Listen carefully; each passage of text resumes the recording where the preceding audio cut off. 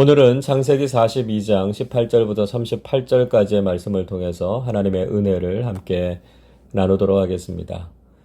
3일간 형들을 가둔 후에 요셉이 다시 형들을 찾아왔습니다. 18절 보십시오. 사흘 만에 요셉이 그들에게 이르되 나는 하나님을 경외하노니 너희는 이같이 하여 생명을 보존하라. 요셉은 자신이 하나님을 경외하는 사람이기 때문에 그들을 죽이고 싶지 않다고 말했습니다.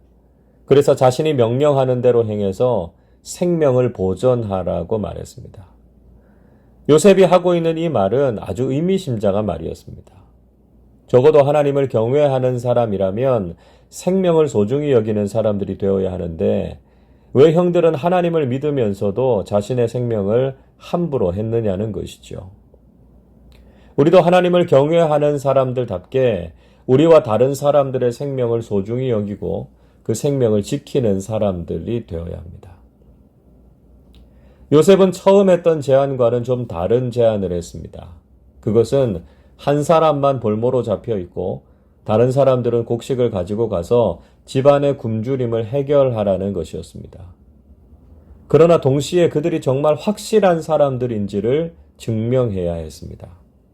확실한이라고 하는 히브리어 단어 쿤이라고 하는 말은 견고하다, 정직하다 이런 뜻입니다. 즉 자신들이 정직하고 믿을 만한 사람들임을 증명하라는 것입니다. 사실 요셉의 형들은 자신들을 가리켜서 확실한 사람들이라고 말했지만 그들이 그동안 행한 것을 보면 전혀 맞지 않는 말이었습니다. 요셉은 그들이 진실함을 증명할 수 있는 방법을 제시했습니다. 20절 이렇게 말씀하죠. 너희 막내 아우를 내게로 데리고 오라. 그러면 너희 말이 진실함이 되고 너희가 죽지 아니하리라 하니 그들이 그대로 하니라. 요셉은 막내 아우인 베냐민을 데리고 오라고 요구했습니다. 13년이나 헤어졌던 자신의 동생이니까요. 얼마나 보고 싶었겠습니까? 그것이 자신의 소원을 이루는 길이기도 했고요. 또 형들을 테스트할 수 있는 방법이기도 했습니다. 그제야 형들은 과거의 잘못을 깨닫기 시작했습니다. 21절 보십시오. 그들이 서로 말하되 우리가 아우의 일로 말미암아 범죄하였도다. 그가 우리에게 애걸할 때에 그 마음의 괴로움을 보고도 듣지 아니하였으므로 이 괴로움이 우리에게 임하도다. 요셉의 형들은 과거에 그들이 요셉에게 했던 일이 큰 잘못이었음을 뒤늦게 깨닫게 됐습니다. 요셉이 제발 살려달라고 자신을 노예로 팔지 말라고 그렇게 애원했지만 형들은 들은 척도 하지 않고 무자비하게 그를 팔아버렸습니다. 자신들이 이런 어려움을 당하고 나서야 비로소 그 당시에 요셉이 얼마나 괴로웠을까를 생각하게 된 것이죠. 그래서 그 결과로 자신들에게 이런 괴로움이 임했다고 인정했습니다. 여러분, 사람들은 악해서 자신의 삶에 어려움과 고난이 닥치지 않으면 자신들의 잘못을 잘 인정하지 않습니다. 그러나 인생의 문제와 어려움을 만나고 나면 그제야 자신의 삶을 돌아보고 뉘우치게 되죠. 우리도 지금의 현실 속에서 불평하거나 다른 사람들을 탓하지 말고 우리 자신을 성찰하고 회개하는 시간을 가져야 합니다. 르우벤은 그 와중에 동생들을 책망하고 있습니다. 과거에 자신이 요셉에게 죄를 짓지 말라고 그렇게 말했지만 그들이 도무지 듣지 않았다고 나무랐습니다. 그래서 그의 핏값을 치르게 되었다고 한탄하고 있습니다. 이 말을 미루어 보면 이때까지도 르우벤은 요셉이 죽지 않고 팔려왔다는 것을 알지 못했습니다. 형들은 단지 요셉만 미워한 것이 아니라 그 형제들 간에도 관계가 깨어지고 소통이 제대로 되지 않고 있었음을 알 수 있습니다. 자, 그런데 이런 형들의 이야기를 요셉이 다 듣고 알고 있었습니다. 그들 사이에는 통역이 있었기 때문에 형들은 히브리 말로 하면 요셉이 알아듣지 못할 것이라고 생각했습니다. 그러나 요셉은 그 이야기를 다 듣고 지금도 여전히 형제들 간의 관계가 건강하지 못하고 회복될 부분이 있어야 한다는 것을 느끼게 됐습니다. 그 모습을 보면서 요셉은 울 수밖에 없었습니다. 요셉은 다시 돌아와서 시므온을 결박하고 다른 사람들을 보냈습니다. 시므온을 결박한 이유가 무엇인지 정확하게 본문에 나와 있지는 않습니다. 그래도 큰형인 르우벤은 정말 자신의 생명을 지키려고 했다라고 하는 것을 요셉이 알고 있었고 아마 무척 고마웠을 것입니다. 그래서 둘째 형인 시므온을 결박한 것 같은데요.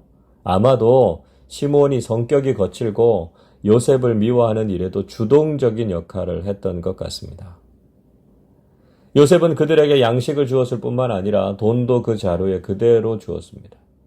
요셉이 가족들을 향해서 가졌던 배려와 사랑이 그대로 묻어나는 장면이죠. 요셉의 형들은 애굽을 떠나서 가나안 땅으로 돌아오고 있었습니다. 그런데 형제들 중에 하나가 나귀에게 먹이를 주려고 하다가 자루를 열어보고 그 속에 돈자루가 그대로 있는 것을 발견하게 됐습니다.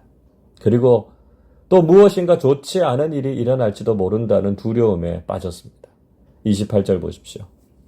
그가 그 형제에게 말하되 내 돈을 도로 넣었도다. 보라 자루 속에 있도다.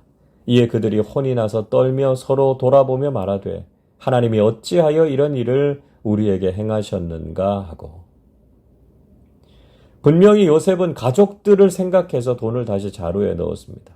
그러나 찔리는 것이 있는 형들은 그 일로 인해서 또 화가 미치지 않을까 불안해하지 않을 수 없었습니다. 그러면서 그들은 하나님께서 어찌하여 이런 일을 우리에게 행하셨는가 탄식했습니다. 여러분, 이 말이 참 기가 막히지 않습니까? 요셉의 형들만이 아니라 우리도 이런 말을 할 때가 있습니다.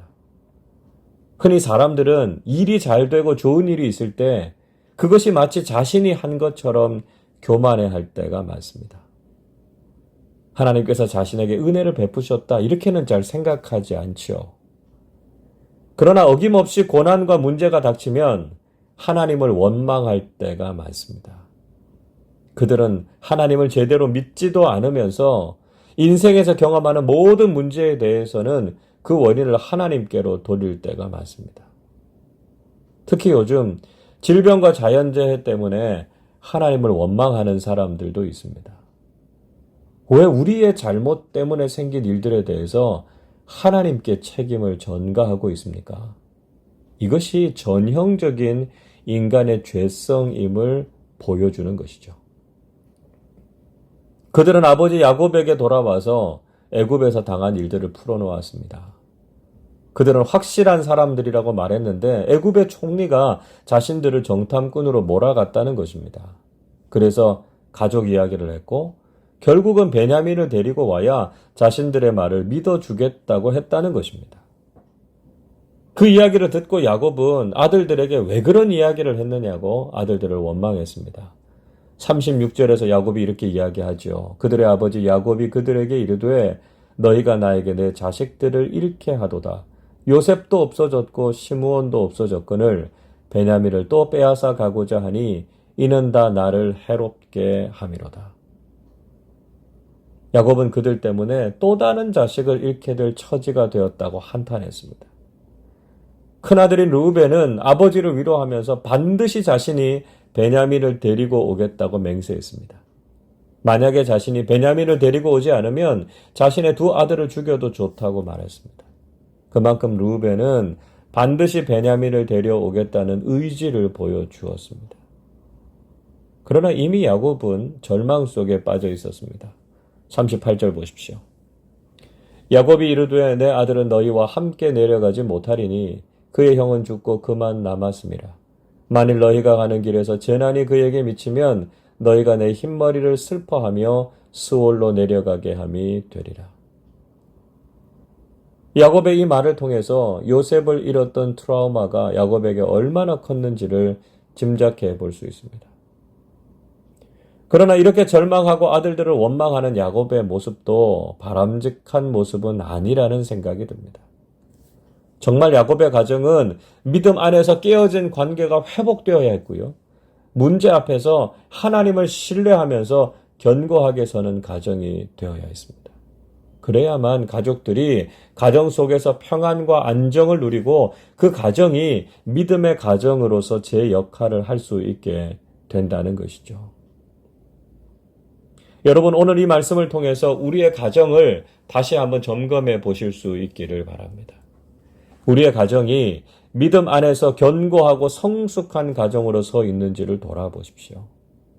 우리 가정이 건강한 믿음의 가정으로서 있어서 가족들이 그 안에서 평안과 안정을 누리고 있습니까? 때로는 우리 가정도 세상의 문제 앞에서 흔들리고 가족들이 서로를 원망하고 책임을 전가하는 모습은 아닙니까? 오늘 이 새벽에 우리 가정을 하나님께 올려드리면서 기도하실 수 있기를 바랍니다. 야곱의 가정이 가졌던 미숙함이 해결되고 관계가 회복될 수 있도록, 또 믿음 안에서 견고하게 서는 가정이 될 수 있도록 기도하시기를 바랍니다. 그래서 우리 가정이 믿음의 복을 누리고 천국과 같은 기쁨과 사랑이 가득한 가정이 되실 수 있기를 주님의 이름으로 축원합니다. 기도하겠습니다.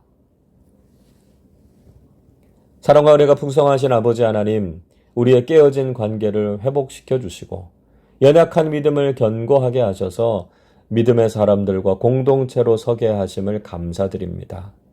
요셉이 자신의 가정을 회복시키고자 노력했던 것처럼 우리도 가정을 믿음 위에 견고하게 세우고 성숙한 관계 속에 서게 하셔서 하나님의 사랑과 은총이 넘쳐나는 가정들이 되게 하여 주시옵소서.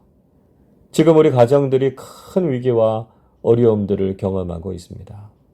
하나님께서 보호해 주셔서 세상의 풍파를 잘 이겨내게 하시고 주님의 품 안에서 평안한 가정들이 되게 하여 주시옵소서.